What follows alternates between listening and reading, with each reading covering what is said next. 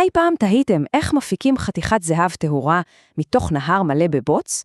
או איך הופכים נפט גולמי שחור ודביק לבנזין שמניע את המכונית? ובכן, מסתבר שהתשובה לשתי השאלות האלה היא אותו דבר. הכל מסתכם ברעיון כימי אחד, פשוט אבל כל כך חזק. אמונת ההפרדה. בואו נצלול לזה. הסיפור שלנו מתחיל בתקופה שהוגדרה על ידי חלום אחד פשוט וגדול, למצוא זהב. אבל מהר מאוד הבינו שהחלק הקל הוא למצוא אותו. האתגר האמיתי היה להפריד אותו מכל השאר. והשאלה הזאת, איך מפרידים את הזהב, היא לא רק שאלה על קריאה. היא המפתח להבנת עקרון יסוד בכימיה, עקרון שאנחנו משתמשים בו כל יום בכל מקום. אוקיי, אז בואו נמסגר את זה בתור אתגר ההפרדה הראשון שלנו. איך מוציאים את הזהב מהנהר. כדי לפתור את הבעיה הזאת, צריך קודם כל לחשוב כמו כימאי. תראו, כשהוא מרים את הקערה מהנהר, מה בעצם יש לו ביד? זה לא רק זהב. יש שם ערבוביה שלמה של דברים. מים, חול, אבנים קטנות, ובאיפשהו ביניהם, בתקווה, גם קצת זהב. בשפה של הכימיה, אנחנו קוראים לזה תערובת. וזה מביא אותנו לנקודה ממש חשובה. כשאנחנו מסתכלים על העולם סביבנו, האם רוב הדברים שאנחנו רואים הם חומרים נקיים וטהורים, או שאולי כמעט הכל זה בעצם תערובת אחת גדולה ומורכבת. תחשבו על זה כמו על סלט. כן, כן, סלט. יש שם חסה, עגבנייה ומלפפון, הם כולם באותה קערה, אבל החסה נשארת חסה והעגבנייה עדיין עגבנייה. הן לא הפכו למשהו חדש. זאת בדיוק המהות של תערובת. המרכיבים פשוט נמצאים יחד, אבל כל אחד שומר על הזהות והתכונות המקוריות שלו. והשקף הזה מראה את זה פשוט מושלם. בצד אחד יש לנו חומר טהור, מים. כל המולקולות שלו הן H2O, כולן זהות. אבל בצד השני, בקערה של מחפש הזהב, זו תערובת קלאסית. מים, חול, אבנים, זהב. כולן מעורבבים פיזית, אבל לא כימית. אוקיי, אז הבנו מה זו תערובת. אבל פה זה נהיה אפילו יותר מעניין. מסתבר שיש שני סוגים עיקריים. יש תערובת הטרוגנית, שזה שם מסובך למשהו פשוט. אפשר ממש לראות את החלקים השונים, כמו בסלט או בחול שבמים. ויש תערובת הומוגנית, שבה הכל מעורבב כל כך טוב, שזה נראה כמו חומר אחד אחיד. תחשבו על מי מלח או על האוויר שאנחנו נושמים. וזאת נקודה קריטית. ממש חשוב לא להתבלבל בין תערובת לתרכובת. כמו שאמרנו, בתערובת החומרים רק מבלים יחד, אבל בתרכובת, כמו מים למשל, האטומים של מימן וחמצן ממש יוצרים קשרים כימיים חזקים כדי להפוך למשהו חדש לגמרי, עם תכונות חדשות לגמרי. אז אם כל רכיב בתערובת שומר על התכונות הייחודיות שלו, זאת בעצם לא בעיה, זאת הזדמנות. זה נותן לנו את המפתח, את הנשק הסודי שלנו, כדי להפריד את הכל בחזרה. וזה מביא אותנו לרעיון המרכזי של כל הסיפור הזה, התכונה המבדילה.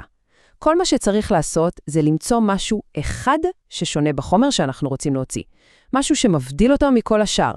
זה יכול להיות הגודל שלו, המשקל, הצבע, כל דבר. תחשבו על התכונות האלה כמו על ארגז כלים. יש לנו כלים שונים למשימות שונות. האם אחד החומרים גדול יותר? נשתמש בכלי של גודל חלקיקים וננפה אותו. האם הוא כבד יותר? נשתמש בכלי של צפיפות. האם אחד נמשך למגנט ואחרים לא? זאת מגנטיות. לכל תערובת יש את הכלי שמתאים לה. טוב, אז דיברנו על התיאוריה. עכשיו בואו נראה איך זה עובד בשטח. איך מתאימים את הכלי הנכון לתכונה הנכונה בעולם האמיתי. נחזור למחפש הזהב שלנו. הצעד הראשון והכי פשוט, גודל. הוא משתמש בנפה, מסננת פשוטה, כדי להיפטר מכל האבנים והסלעים הגדולים. שלב ראשון, קל ומהיר. אבל מה עם החול? הוא די באותו גודל כמו הזהב. אז פה נכנסת לתמונה תכונה אחרת, צפיפות. תראו את המספר הזה, 19.3 גרם לסנטימטר מעוקב. זה כבד, ממש ממש כבד, הרבה יותר כבד מחול או מים. ולכן, כשמדענעים את הקערה עם מים, החול הקליד פשוט נשטף החוצה, והזהב הוא שוקע ונשאר בתחתית. גאוני בפשטותו. אוקיי, להפריד סלעים וחול זה היה קל יחסית, כי ראינו את החלקים. אבל מה קורה בתערובת כמו מי מלח, שבה המלח פשוט נעלם? איך מפרידים משהו שאי אפשר לראות? כאן אנחנו שולפים כלי אחר מהארגז הכלים שלנו, נקודת רתיחה. אנחנו יודעים שמים הופכים לעדים ב100 מעלות צלזיוס. מלח, לעומת זאת, צריך טמפרטורה מטורפת של מעל 800 מעלות כדי שזה יקרה לו. אז מה עושים? פשוט מאוד. מחממים את התערובת, המים מתאדים ועולים למעלה, והמלח הוא נשאר מאחורה, מוצק ויבש. והרעיון הזה של הפרדה לפי נקודות רתיחה הוא לא רק למלח ומים, לוקחים אותו לקנה מידה תעשייתי ענק. נפט גולמי למשל הוא בעצם מרק של המון סוגי נוזלים שונים. במגדל זיקוק עצום מחממים אותו, והרכיבים עם נקודות הרתיחה הנמוכות יותר, כמו בנזין, הופכים לגז ראשונים ועולים למעלה. הרכיבים הכבדים יותר נשארים למטה. זה בדיוק אותו עקרון, רק בגדול. אז פתרנו את חידת הזהב וראינו איך אותו רעיון בדיוק עובד בתעשיות ענק. אבל מה לגבינו? איך כל הכימיה הזאת קשורה לחיים שלנו כאן ועכשיו? אם נסתכל שוב על מחפש הזהב, אנחנו יכולים לראות שהעבודה שלו היא לא סתם מזל ועבודה קשה. זה תהליך מדעי מסודר, ממש בשלושה שלבים.